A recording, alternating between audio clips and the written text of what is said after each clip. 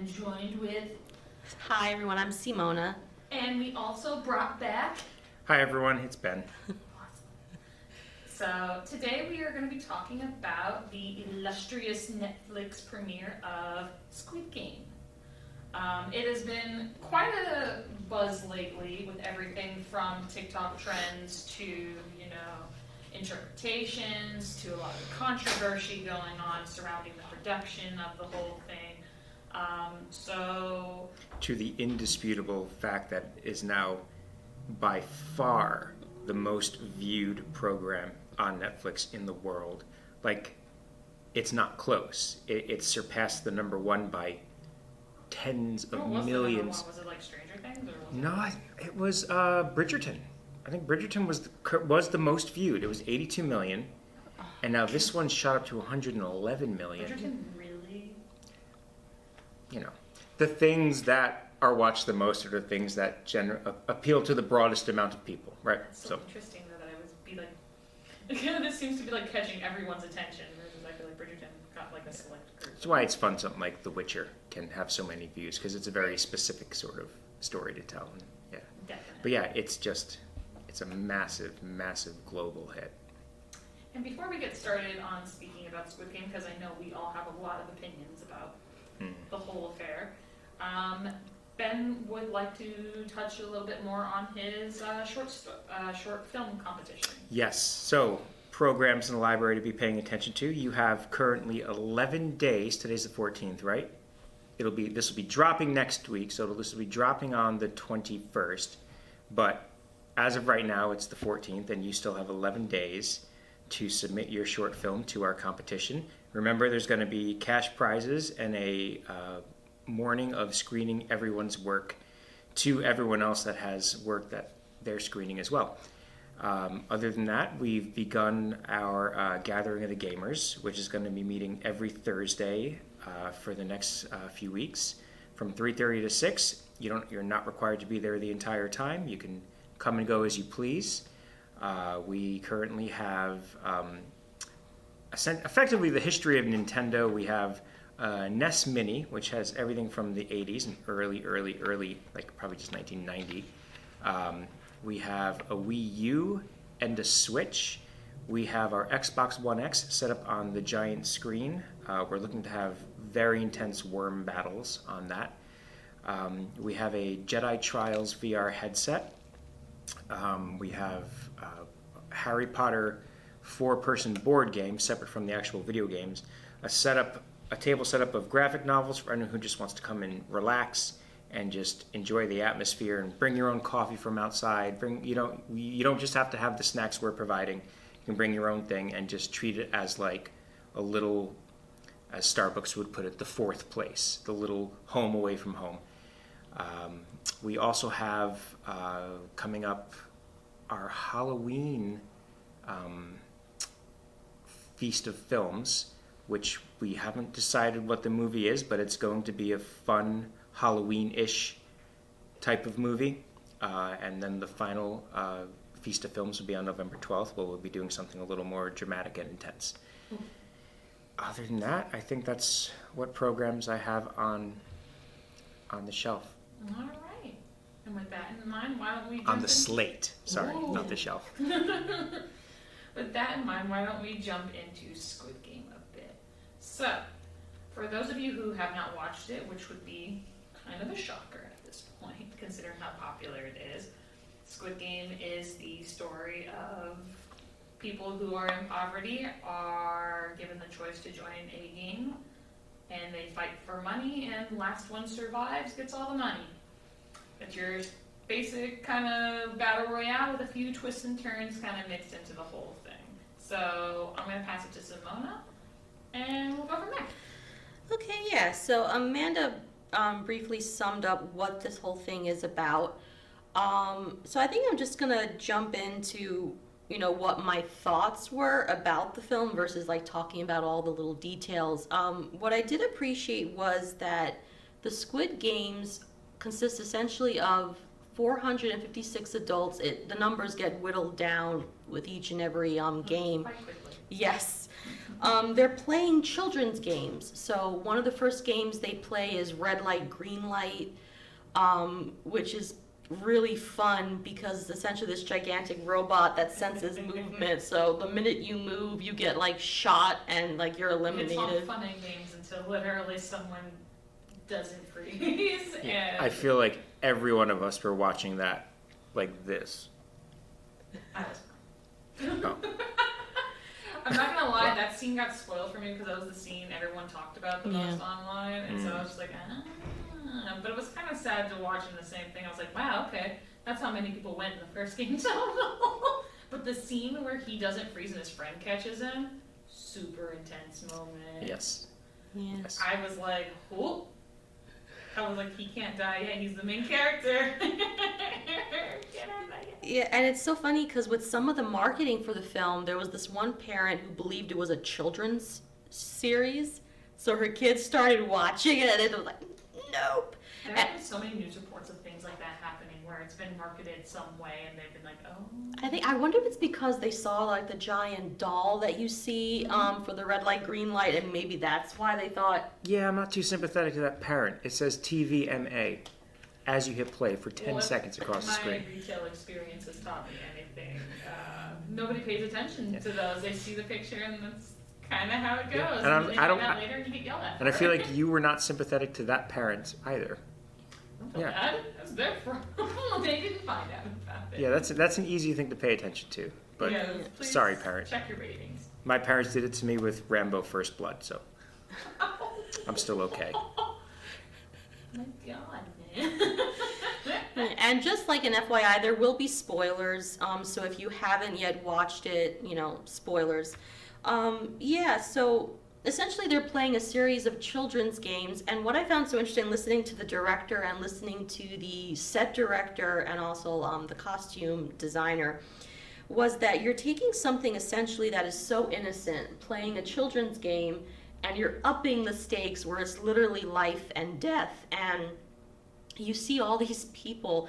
And I think it also talks to like what some people are willing to do if money is on the line, because you see off the bat, you can kind of see those who, regardless of whether or not there was a payout, they enjoy hurting people. So you have, Well, it's more along the lines of that these people, they didn't just target people in poverty. It wasn't just the poverty. Yeah. These are people who were in severe debt. Mm-hmm. And they had, like, what are they called? You had loan sharks. Mm-hmm. You had creditors. You had, I think, like his friend Cho, literally put up the mortgage of the house and his mother's shop to pay for his gambling addiction. You have people who have really screwed up in life financially, and like, the main character has a daughter and his marriage fell through and he has a daughter, and you can tell like he's somewhat, I think he loves his daughter in his own way, but at the same time he's not technically that great of a person. He bets away his money, he lives with his mom, doesn't really help his mother out either. Mm-hmm. No. And she's like dying and she can't even rely on him because she knows that he's screwed up heavily.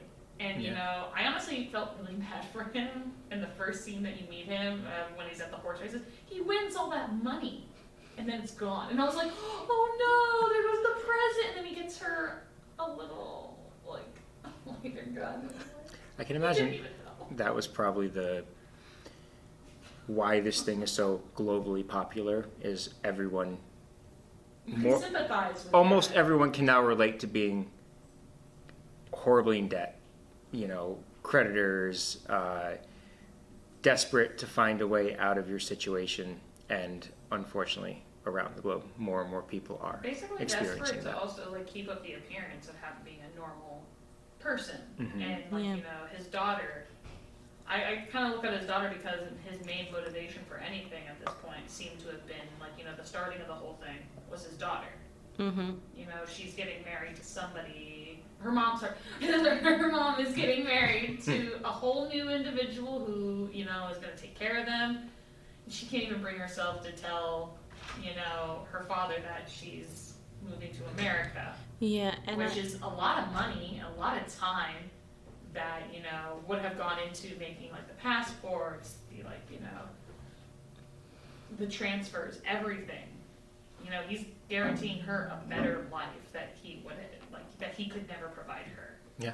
And that's kind of a gut clencher there. It's kind of like a shot to the heart, you know. Yeah. But also understandable when you're gambling your money on a horse. Exactly. So it's like you kind of like, it's hard to feel bad for him, but at the same time you do feel bad for him because he seems like a genuinely nice person. Yeah. And I think it's his growth throughout the 9 episodes. His growth of character made him into a more sympathetic person. And, you know, other than the tug of war, he really did his best to not hurt anybody. He did, yeah. And just wanted to touch back on the whole issue of debt, because I was reading an article. So South Koreans are in a tremendous amount of debt, and most of it is due to housing, because housing is extremely expensive. So you take out loans to pay for the house, and then a lot of people go to secondary loan providers. They tend to mostly be the loan sharks. And in Korea, unlike most other countries where debt is sort of seen, yes, it's not something ideal, but it's a way for you to get a fresh start. In Korea, it's extremely shameful. It's almost seen as it's the end of the road for you.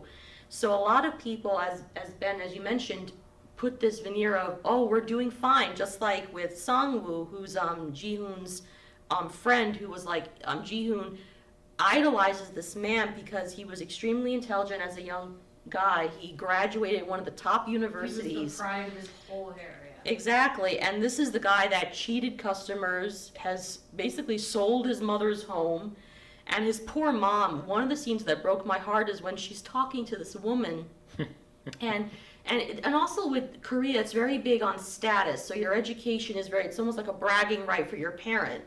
And she's saying, oh, my son has high standards. And the minute she says that, the cops roll and says, by the way, we're looking for your son. And I died during that scene. I laughed so hard. I was like, yeah. oh. And she was like, oh no, he's in the States. And they're saying, it'd be best for him if he turns himself in. And the way the woman is looking at her, almost like, so what were you bragging about? It's like, I almost died. Like, I felt her mortification. Also, like, she has no idea what's going on. She believes he's still in the States, that he's doing well. So yeah, as Amanda said, a lot of the people who enter the Squid Games, they're there for various reasons. So like one of the characters, They're there to basically make a new start. It's yeah. Basically, what would you be willing to? Would you be willing to sacrifice your life to get a do-over yeah. on everything? And I think also what's interesting is that they tell you how much money is going to be here. Yeah. But they don't tell you how that money is going to be raised. So when you see everybody die, money gets put into the big old piggy bank that's in the middle of the thing. And I said, they're putting a price on human life. Yeah. So people who die become the money that they'll use later on. And I thought that was very interesting because you always get the question of like, how much is somebody's life really worth? And they did put it in a monetary value. Yeah. So I was like, and they're only worth like what, like 1,000? It is interesting that every piece of media that I've watched that's come out of South Korea has been this exploitation of the poor by the more powerful. And Parasite winning the Oscar. What was that about? I mean, we liked those rich people until one conversation halfway through the movie and you're like, oh my God, I hope every bad thing happens to you people. I feel like it's very easy to, even like Old Boy, right? The same thing. It's like an exploitation. Granted, it was a revenge story, but someone in power just fully controlled the life of someone who was not in power. I think it makes it easier for us too, as like, the person watching the movie, because a lot of us are either in the middle. Majority of us are like either in the middle to like, poor. And a part of us feels more sympathy to the people who are struggling, which tend to be the poor characters versus the rich characters, and it's easier to see the rich people as villains and how they can just get away with things. And I think that that's even bigger commentary maybe in South Korea. But you have the gangster character who's despicable. I don't know what his income level is, but he screwed trash. Over his whole family. Not family as in like blood family or marital family. He screwed over his gang Yeah. Essentially, I think he stole from the boss. Exactly. He also. And he thought he could get away with it, and Yeah. ended up. It was an interesting way to put him into the game, was to bring a gangster character into the game, because I think, well, there's the whole scene where they're in the middle of the night and they all go murder on a murder spree. Yes. They all knew it was going to happen. You put a bunch of people, and the part of like, this is also another show that talks about like what it means to be like human nature. Yeah. And what we do. We tend to group with certain people. We Yeah. either group with the people. They basically did cliques. In this, you have the tough guy. When it comes to surviving, you want to go towards the people who are willing to risk, like, you know, murdering somebody for the survival of the group. Sometimes it's strength versus like brain power. There's like, you know, that's always like a dynamic there. You have the sympathetic people who don't want to die, but you know they're gonna die because they're weak. Yeah. And so you have people who gravitate towards either like thinking, this is what's gonna make me survive. These are people that I can handle. They're nice. Or, you know, we really gotta think this through and strategize a bit more. And that's why I think the main group, when it came to, sorry if I butcher any names in this whole thing, I'm doing my best. Jihoon? Jihoon, his group is kind of like a hodgepodge. He's got the more tactical, except for the old man. Yeah. At some point. You have him, who's kind of a, I don't know, he's good at games. That's what it is. He was always good at games growing up. That's kind of his shtick. And he's nice and he accepts everybody.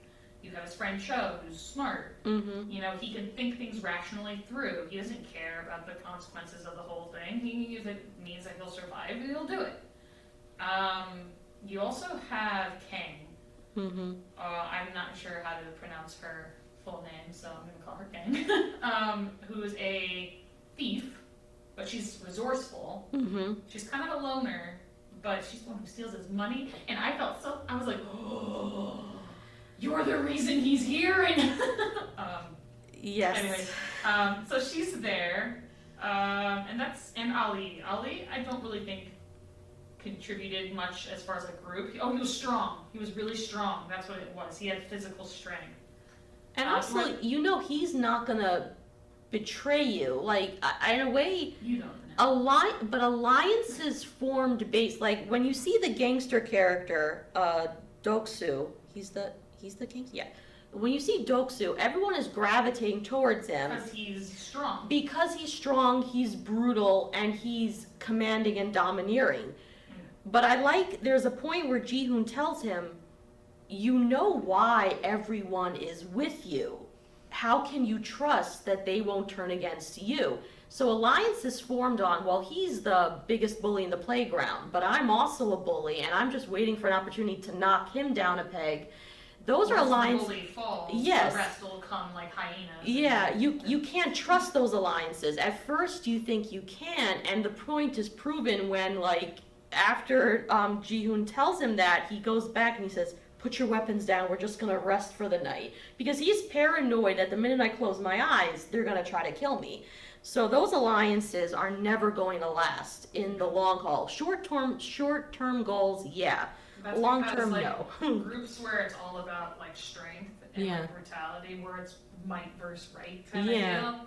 It's more like, you know, if that person shows any weakness, that's a one leadership role. Yeah. Versus like the hodgepodge group where everyone has an individual skill that they're good at. As like what that one woman used to say, Minyo. Yeah. Minyo was literally like, I'm good at everything except for the things I'm not. And I was just like, yeah, you are. And I'm like, what are you good at? But it's like with the jack of all trades, there's no one leader except for maybe the person who's more of a tactician. But there's no strength-based leadership versus his group where you have one leader and he basically rules on fear. Yeah. And once the fear is gone and no one's scared of you anymore when you've shown a weakness, they'll eat you up. It's like, you know, what was it, like Lion King with Scar and the hyenas. Yes. At that point, it's like, there's more of us than there are of you. Yes, yeah. So. I was thinking, I'm interested in your take about the wealthy people. I would love to hear more about that. That's an interesting take. That's my whole point, that you're meant to despise the VIP. Like the minute you see them, I was hating them. I was skipping the episode because like these people are so like, I was getting such a visceral response because they're so depraved. Like even like using the people as furniture. I'm like, oh my god, they have people as furniture. It's art. I guess it could be art. Art. Or Maybe they're into that. You skipped episodes? No.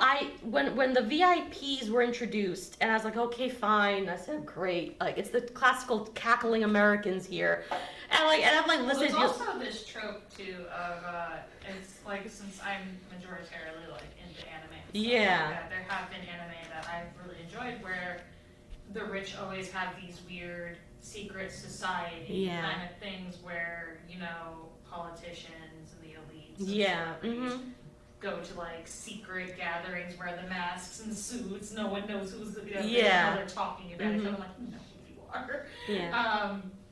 I kind of just chalked it up to be it's another elite club where the like screwed up elites want to watch some like hunter stuff going on here. People die, and I'm like, see, that's where my head was because I'm into those kinds of shows. Yeah. And I'm like, ooh, secret society. I guess like the bad acting and the cringy dialogue is what got me. Like after a certain point, I was like, oh, like the guy with the 69 joke, like we get He it. made me laugh so hard when we introduced them. But like we get it. He's like, it's a number. I'm like, and then when that guy took it, he was like, oh, I guess I'm betting on 96. And I think you just switched it. And I'm like, you're so nasty.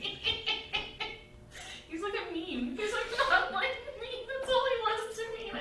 But I think that actor is actually a theater actor, and people were complaining that he looks terrible as an actor. He says, but he's actually a theater actor, and I think he was saying that he was talking to the director because the dialogue for the English was also stilted. Like if you hear native English speakers, we talk in a certain way. The conversation flows.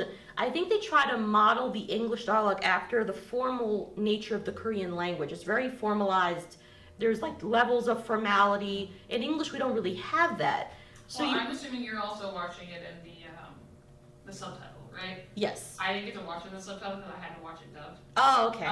So I'm not gonna lie, when it came to the English moments, I felt it was a little more natural because they are English voice actors. Yeah. So it's very stilted. It might be one of those moments where it might be better in that sense.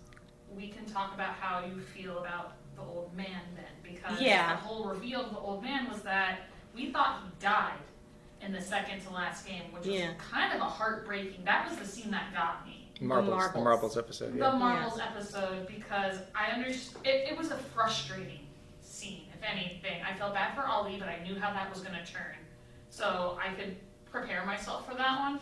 But the old man, you knew how it was going to play, but you also really didn't. There were so many twists in that one with their interactions. They made it his neighborhood. His old neighborhood, and he was just walking around, and we understand he's got a brain tumor, so he's walking around, and he's reminiscing, and before I think he knows he's gonna die. He knows he's gonna die. He's got a brain tumor, and he's walking around trying to remember, and he's like, oh, this is where my kids play. This is where this was, and the other guy's just trying to get him to play the game, and I'm over here like, God, just play the game, because I'm over here like, I understand him wanting to relive it, but at the same time, I'm like, this is so frustrating because everybody's like, you hear the gunshots going, you have Cho with Ali and what they're going through, you have the two girls and stuff like that. That was probably the most brutal scene in Squid Game in general. And everything else I could handle because it felt predictable to the point where, or it felt satisfying in some sense, or like it was a satisfied end. Like, that was a good end for that person. But when it came to the interactions during this particular one, this was like everybody was friends. Except for, I would say the only thing was the really quick friendship between the two girls. Because I think it shows you how in just such a short time, you can really get to know somebody. Yeah. And relate to somebody who might be of like the same as you, potentially. And I think they would have been friends had they not been in this particular situation. And it was sad to see the two girls. And that was really it took a while for that character to find a moment to get there. But it got there and it succeeded. But going back to the old man scene, every time he begged him to play the game, and then when he finally played the game, you thought it was going to end. And then no. He prolonged the game, and they switched it, and then they changed the game they were even playing, and I was just like... Yeah, that was easily the most powerful episode. And I feel like after that, the show sort of lost the plot. I think because it was supposed to get to a point, I think that's what that was supposed to do, was it's supposed to get rid of all the obstacles and give you 3 people. Well, the last game was the one with the tempered glass and the non-tempered glass. And when we had that was the next game, not the last game. And that was where we had our finalists, and they blow up the glass, and the glass shard damages. Just they've ran out of time, yeah. What I mean is, like, they were so on about the rules of the game that they let everyone go home in episode 2, right? Everyone got to go home. That was the rule. That was one of the 3 rules, is that the majority wants it. So, to let someone get cut by glass and not immediately heal them so they can actually compete in the game, that's where I felt like this has gone kind of off the rails. Like, what made this Squid Game so important was that everyone was going to be competing on an even field. There were going to be no disadvantages. So if she was injured after the game was complete, then that needed to be acknowledged, and that would have led to a more powerful, I think, ending. Now, it was tragic what happened. It spoke volumes to her character, too. She's not someone who relied on anybody. Yeah. She didn't rely on anybody in the real world. That was what was great, was everybody leaving the game and going back to their lives and then coming back, because they realize their lives are way worse outside than it was inside this game, where they're actually being fed like a potato. But they're also being, murdered, but there's still, like, there's a chance that they can win. But there's definitely a chance that 455 of them are going to die. Yeah. And, like... But it's like, it's one of those things where it's like, they're willing to risk that chance to try for something better. And it's kind of hard to say that you would do that, but I don't even know what I would do on in the that situation. That was for me, like, where I was like, this is just gone kind of idiotic. Was the upside is that the poor mega billionaire with the tumor pitted people to murder each other because he wanted to feel like a kid again. And you're just like, you want to feel like what it was like to be a kid and innocent and not have to, like... Well, it's not just that either. He also wanted to see, like, I liked his last game with him, was, do you think that man down there, do you think anybody will comfort him? Now, I thought he was going to run down and help the man. Yeah. That's not what happened, but instead, like, it's that last minute gamble. It was all, like, this whole, like, aspect on gambling. Playing with people's lives, yeah. Playing with people's lives, but there's, like, this whole thing where, in his own sick, twisted way, he was trying to help people, but it's like, it's one of those things where you're taught I was taught as a child, and it sounds really bad, and I struggle with it a little bit, like, when you encounter, like, a homeless person. I was told at a young age I shouldn't look at them, because then they'll come and talk to me and they'll beg me for money, and that, like, growing up, it was kind of a very awkward thing, because in North Carolina I didn't really know many people on the street. But moving to New York, it was one of those things where my current boyfriend's family, they really help. They, like, if they meet somebody and stuff like that, and they ask, do you want some food and stuff like that, they take them to the grocery store and they buy, like, cold cuts, stuff for as long as they need it for. And, it's one of those things where it's almost like a charity. Kind of, this old man's sick version of a charity is that he feels that who deserves this money, and if I just give you the money without making you work for it, are you going to just spend it all without working on it? It's like, if he gave you like $37 billion right off the bat, like, what would you do? Are you really going to save it up? Are you going to do that? Or are you going to, after struggling or, like, working for that money, are you going to appreciate it? Sure, but it's a weird, murdering sick, 455 people is different than working for it. Basically saying that it did the money. And it's like, he could have, here's a phone. Call an ambulance for that guy outside. He was not a humane. He was basically Jigsaw, right?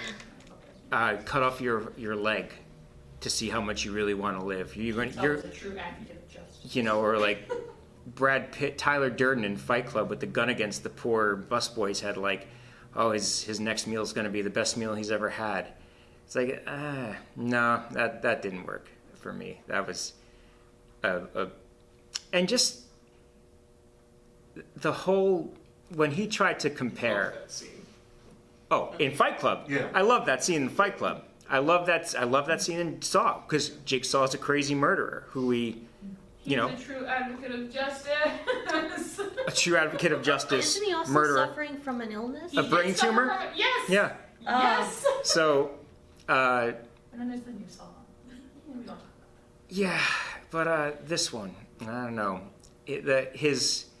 You I loved had it in the no beginning. sympathy for him explaining the importance of the game to him. It was lost upon me. Well, a lot of people didn't like that twist. Yeah, because it was lazy for one thing, and also disingenuous, and it sounded like, I don't know. It blows my mind that this was written by someone who had to sell their laptop in order to make ends meet in the middle of writing a screenplay, because this sounded like, I don't know. It sounded like it wasn't.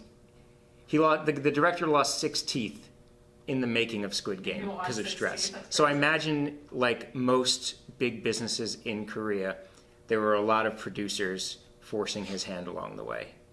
I have no doubt it tends to be how it Yeah. goes. You either give in to a little bit of what the producers Mhm. want, or you don't get the product. Yeah, Yep. I think it took a while for any platform, I think, to actually want to go ahead and produce 10 it. years. Netflix is greedy and they want it. Yeah. 10 years, and it would cost $11 million to do it, which is like one of the. Well, considering the production value alone and the art direction and the whole thing, it's like it's Yeah. very high quality.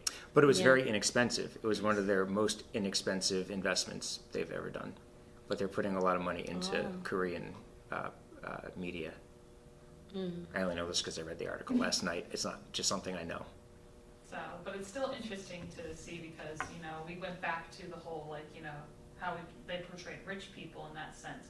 It's like, I loved this old man. He was like the wholesome person. Him and Ali were two of the most wholesome characters in this entire show. Like, no flaws, almost. They're like, in their personality, they're so nice and caring. Their only flaw was that they had to join this game in the sense that they were gonna die because they were too nice for the week. But, whatever. And I was all for his motives in the beginning because they're like, why would you join this, you old man? He's like, I just want to have fun. And I'm like, yeah, go for it then. Do you, but try not to when he died, I was incredibly upset. I was like, oh, I knew it was coming. I was like, but I wasn't prepared for it to be dragged out this long. And then when he came back, I was like, oh, his Gombu came back. Mm-hmm. I'm sorry if I said that wrong too, but when he called him his Gombu, Yeah. I was just like, oh, Just to do his trusted you. unmasked Scooby-Doo villain monologue. Well, this is what I really was doing the whole time. Yeah, it was kind of a shocker, but it was kind of a predictable shocker towards him because he was number 1. I was like, that's why he was number 1. Mhm. And I feel like he would have survived to a certain, to the end, because he's the guy running the show. Yeah. Which also, no one's going to shoot him. And where are his guards in the tower? I know he wanted to die, clearly, and that's why he was there. He was in the tower, the main guy goes to, confront him at the end, and he's just like, I'm like, what are you doing? In this empty floor, all to yourself, old man. What you doing? No TV? No nothing? Just looking at that old guy about to die on the street? Cool. So we can look down at him in his ivory tower. Yeah. Yeah, that was. There were a lot of mixed emotions It with did a not- lot of people in this show, and I felt the main character was actually pretty well written. I usually hate the main characters of a lot of shows because they're all very generic, or they have the same motive, or I hate people with hero complexes.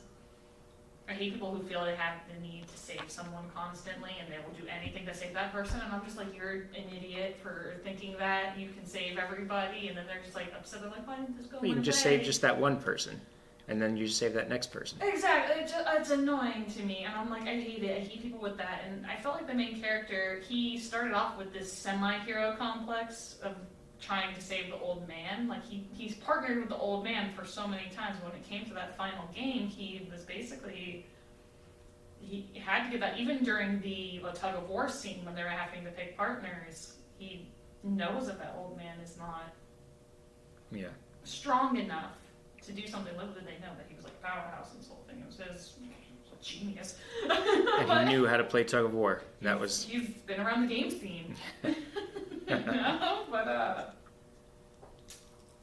I don't know. I liked the old man. I know his motives were very impure, but up until a certain point, I did have an emotional attachment to him.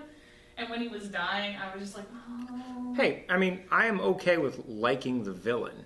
I love liking. But the idea that he wasn't the villain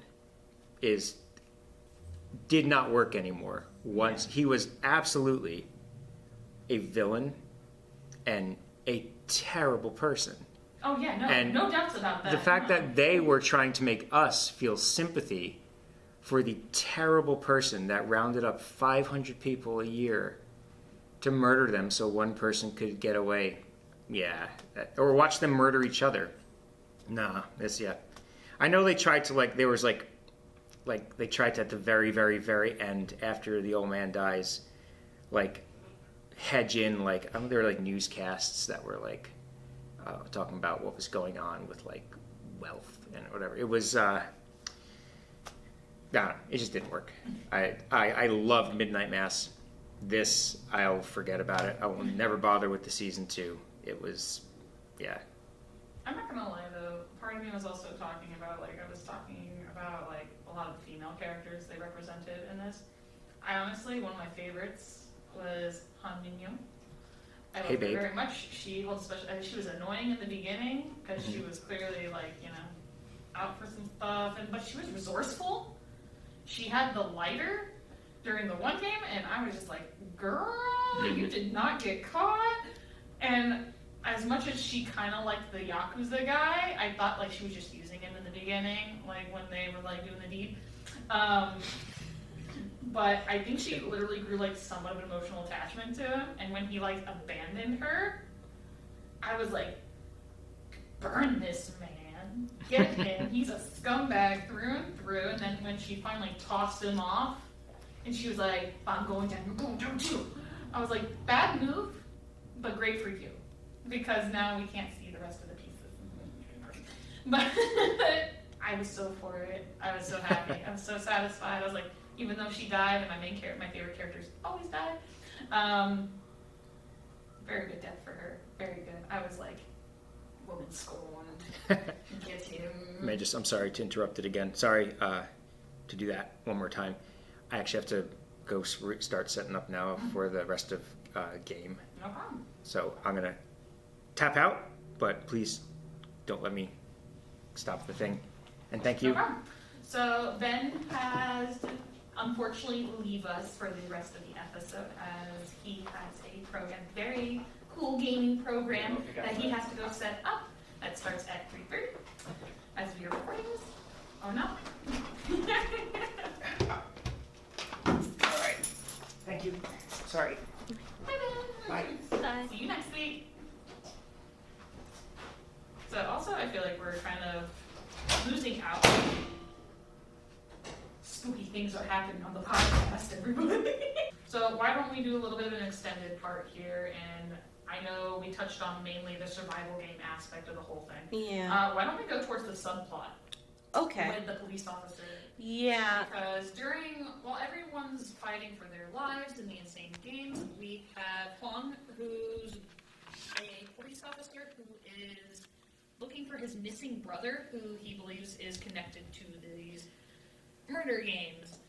So he manages to somehow infiltrate the whole island that this is on. Oh yeah, the games are all On an island in the middle of the ocean. Island in the middle of the ocean. Where he is able to, like, dress up as the guards in their little pink suits and their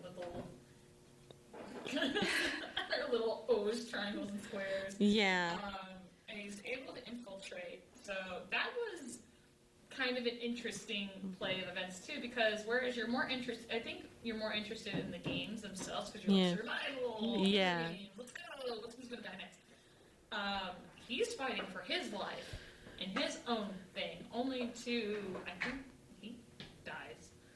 It's It's kind of left in the air Yeah, because he was one of the few characters that I actually believed was the most sympathetic, because he's entering the game for very. And he's not technically even in the game. No, he's not. He basically, his older brother has been missing, and this was one of the plot points that I was kind of confused about because of the timing of events. And Yes. I read an article that there was a similar confusion. So essentially, his older brother has been missing. Now, like, I assumed maybe it was like maybe for a year, maybe for a few weeks, because I believe he's still paying the rent. I think the woman says on his rent it's been like, what, 6 months or Oh, another year or so? yeah. I'm sorry for people who've watched it. Yeah, because like I thought also he was helping with paying some of the expenses on the brother's apartment, which was this very tiny kind of apartment. And what makes him realize that he's connected to the games because he finds a box in his brother's office with a card basically inviting him to the Squid Games. I think he also had one of those conspiracy maps. Yeah. So he basically sneaks in and he infiltrates as one of the workers. I call them the men in pink because that's what I wanted to call them. And he infiltrates, and from the moment he infiltrates, he is in danger of being exposed because he doesn't know that. First of all, he's assumed the identity of a worker who's probably been there for a while, and his number is like 29. So when people see him, they call him 29. Like, they expect him to know what he has to do, and he really has no clue. So he's basically going on his own intelligence, his own background as a cop, and he's sort of like I remember there's a scene when he's entering his quarters, and he doesn't turn the key properly. I'm sorry. And another worker is looking at him, and then he finally gets it, and he looks, and then he just walks in the room. So there are a few instances where he's literally in danger of blowing his cover completely. So he's kind of participating in his own Squid Game. Yes, yes. Only to find that his brother was the masked man behind it all, who's the front man. Yeah. And I kind of called it, I'm not going to lie. After a while, after they just kind of go on and on and on, he's like, oh, I found him. And then it was just like, I am your brother. And I was just like, oh, it was like surprised. Yeah, like, I don't know how surprised I was with the reveal to be true, because after a while it's like, It was kind of that's the brother. Yeah, but it was like a good predictable because it was like one of those things I'm like, when are they just going to reveal it? Like, just tell me more. And I was curious, and I think the director said he wants a second season because he wants to go into the backstory. Really nicely for his own. Yeah. I was a little upset with the way they Yeah. set it up. It's like the guy wins this game and he decides not to use the money, but after talking with the old Yeah. man, actual death guys, he decides to use the money and he's like cleaned himself up. He got Yeah. a gift for his daughter and he's going to America to go Yeah. visit. He's cleaned himself up even though dying here. He did like a stereotypical like woman transformation, like Yeah. new me, like new look, new me Yeah. kind of a deal that they do in like romantic comedies after a breakup. Yeah. Is that he like dyes his hair red? She's all that made over. Exactly. He's like, I'm gonna get a haircut, and the guy's like, what do you want to do with it? And he's like, I don't know. He looks at some picture, and then he like dyes it red, and I'm like, why would you do that? First off, and I'm like, all right, but then he realizes he sees the same guy who roped him into Yeah. the game, and he sees him roping in somebody else the same way he was done, right in the train station. Yes. He was too. Yeah. And he goes to confront the guy, and he gets the card from the guy who just played the game that he played. Yeah. And he ends up calling it, and they're like, don't you dare. And he's like, oh, I'm coming. Yeah. No, go see your daughter. Yeah. There was a lot of good sacrifice in this show for me. Mhm. There was a lot of the girl's brother, Mhm. found a new family, Yeah. despite it not being his own. But, he can make it his own. He will have a loving mother or grandmother, whoever will pass on, I don't know.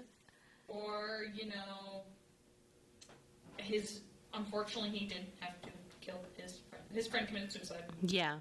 to save the main character because they just can't kill each other because they're best friends. Pays off the debt on his head and helps his mom with the shop. And then I'm like, you think he's cleaned up, he's done everything, he's kept all his promises, then he's gonna go back. And I'm just like, no, go see your daughter first. I'm like, you can join it. All right, so yeah, that's basically our discussion of Squid Game. It is worth watching. I probably will not be watching season 2. Season 1 was enough for me. But we hope that you give it a shot because it is exploding right now, domestically as well as internationally. So. And we have tons of books and media that are very similar to Squid Game as far as the Battle Royale genre is concerned. So please come speak to us at Circulation, Youth Service. And our TikTok page is really good with recommendations. And, follow us on YouTube, TikTok, Facebook, Instagram, all that good stuff. And we hope to see you next week where we're going to be discussing some of our favorite horror movies. All right, guys. Thank you. Bye.